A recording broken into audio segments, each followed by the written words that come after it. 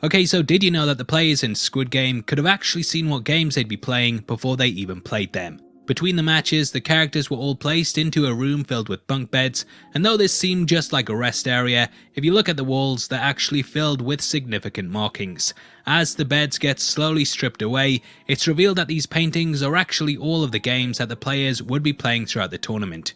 First is red light, green light, there's also the honeycomb game, tug of war, the glass hopping one, the three at the table, and lastly the titular Squid Game. The series itself is filled with clues to the eventual reveals, and this is also the case with the player who's behind the entire thing. It's absolutely mind-blowing, and throughout this video we're going to be breaking it all down, but I just want to give a huge spoiler alert for the series. If you haven't checked it out, then this is your chance to quit playing, but if you want to continue, then I hope you thumbs up the video and also subscribe to the channel. With that out of the way, thank you for clicking this. Now let's get into Squid Game. Okay, so at the end of Squid Game, we learn that it was Il-nam all along. The final episode reveals that he invented the games as a form of entertainment for him and his rich buddies who had become bored with life. We learn that he had actually got involved in the one that we see in the show because he was dying and wanted a final bit of fun in his life before it was too late. The ending was absolutely incredible, and the scene had Ji-hun saying goodbye to the character as he lay on his deathbed. This last meeting actually reflected their first one, in which he too encountered the character as he sat in a bed. It was a pretty big twist that pulled the rug out from under your feet, but eagle-eyed viewers might have spotted early on that there were several clues pointing towards his true identity. Now the first one is that he is number 1, the very first player. If we look at the subtext of the series, Ji-hun is the final number, and throughout we watch as he very much works his way to first place, aka Il-nam. In the final episode, he's left as number 1, he inherits a large portion of the character's fortune, and comes face to face with him in one of the final scenes. 1 is symbolic on a number of levels, and because it's the first place, it also hints to us that Il-nam is number 1 and that he's the one controlling everything. In episode 5, Hwang Jun-ho sneaks through the compound, and he eventually finds a storage room with files on all of the games that have happened over the decades. Upon opening the 2021, the first player there is actually number 2, and Il-nam's profile is completely missing. There is no file for number 1 because he doesn't need or want to keep a record for himself. The other players in the game also somewhat hint towards us that something is off with Il-nam, and though it's not too obvious, when you really think about it, he wouldn't be someone that would be selected for the process. Everyone else in the Squid Game is roughly the same age, whereas he's extremely elderly. He's also dying of a brain tumour, and thus even if he did win the life-changing money, it wouldn't last that long. Though he gives his reasons as to why he wants it, from what we know about the games and the players that have been selected in the past, they're all roughly between 20 and 40, and he's a complete outlier in all of this. Now the games themselves are also major giveaways too. Throughout the series we watched as he said they were all things that he'd played as a child, and in retrospect it becomes blatantly obvious that he selected them himself because they're what he knows. On repeat viewings, it's clear that each of them are something that he not only played as a kid, but they're also things that he's very good at.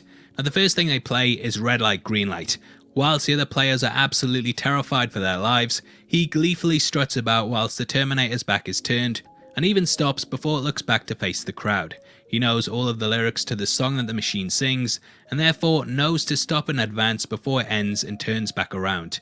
If we look at the clip of the targeted players, you might also notice something different about him. The one directly to his left and all of the other ones to the side have a slight green overlay that appears over the top of them. If we look at the players to his right, outside of the girl crouching down beside him, this is also the case too. Everyone other than him in this girl's tracksuit appears slightly green, and I believe that this machine sees him without the glow because it's been programmed not to shoot him. If this theory is right, then he also has a protective ring around him that stops the machine from firing at people in his vicinity in case it misses, and that's why the girl to his right is also safe too. Immediately after this game, the players decide to cast a vote on whether they should end the tournament or not. He is the one who makes the choice in the end and casts the deciding vote to end the game. This subtly shows his power over the entire thing, and I actually think that he carried this out for a specific reason. He wanted to give the players a chance to walk away from it all knowing the stakes, and if they came back then that would ease his conscience slightly as the choice was theirs. Now cut to the honeycomb game, and Il-nam ends up choosing the star.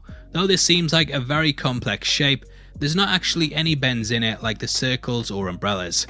Though you might think it's easier to have the triangle's lines are longer, whereas the stars are shorter, so there's less to cut through before you hit an edge. Being completely honest though, yeah, the triangle is a pretty easy shape too, but Ilnam didn't exactly have one of the difficult ones either. Now next we jump to episode 4, in which a fight breaks out during the night. Throughout, Ilnam hides away from the carnage up on one of the bleachers, and he ends up begging for the fighting to stop. Even though up until this point it seemed like the front man was completely in control, he immediately sends the guards in because Ilnam requests it. Another clue is that his bed is the only one that isn't flipped, and this is because the guards likely know who he is. Next they play a game of tug of war, and because of their players it seems like Ilnam's team are about to be sent to their deaths. However, he is the one who tells them how to win, and because of his guidance they easily beat the much stronger team. Ilnam had clearly played the game hundreds of times before and knew the best strategy to take. Any team with him was destined to win, and the fact his strategy works definitely proves this. The final game in which he takes part is the marbles one, and this also has a lot of clues in it. Throughout it, it seems like the character is struck by dementia, and he constantly walks around looking for his house. This game not only pulls from his childhood, but the area does too, and unless the Squid Game organisers were psychic, then they'd have no way of knowing what his home looked like. Throughout the episode, everything he says is brushed away as the ramblings of someone with the disease, but knowing what we know, it becomes all the more obvious that he's in control. In the end, he seems to find his home, and personally I believe that this is a perfect recreation of it. He's giving the game away because throughout the entire season he's letting us know that all of the challenges and environments are based on things from his life. He lets Ji-hun win, and the character is then seemingly killed off camera, but we know that isn't the case. If we look closely at the gate that Ji-hun has just walked out of, we can see that he's no longer there, and though the rest of the court is filled with bodies, his is completely missing. Now knowing what we know, a question you may have is why did Ilnam end up leaving the game at this point when he was still invested in playing? Well, the next game is the deadly hopscotch one, and this is by far the most unpredictable of the lot. If he didn't end up getting put in last place, then there would be a danger that the person behind him could push him to his death, like what we see in the episode. There's also the possibility that due to his brain tumour, he may have forgotten along the way which glass to step on, and he simply couldn't risk it. Now that is of course a theory, but overall, going back and knowing what we know, I actually think the series becomes better on a second watch. Now obviously I'd love to hear if you spotted any other ones below, and if this is your first time here, then I hope you enjoyed your trip to the Heavy Spoilers show. We are running a competition right now and giving away 3 copies of the Zack Snyder DC trilogy, and all you have to do to be on the chance of winning is like the video, make sure you subscribe with notifications on, and drop a comment below with your thoughts on the video. We pick the comments at random at the end of the month, and the winners of the last one are on screen right now, so if that's you, then message me on Twitter at Heavy Spoilers. If you want something else to watch, then make sure you check out our breakdown of Squid Game, which will be linked on screen right now. We've also done one for Midnight Mass, and both of those series are really good, so yeah, hopefully I see you over there right after this.